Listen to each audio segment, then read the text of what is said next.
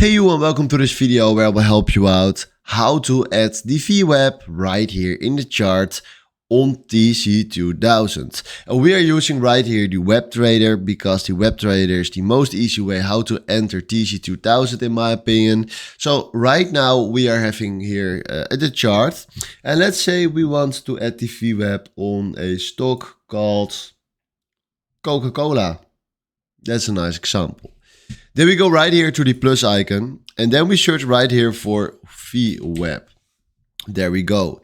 Then we have moving VWAP or just the VWAP. Now select right here the VWAP because that is the definition why you came right here to the video.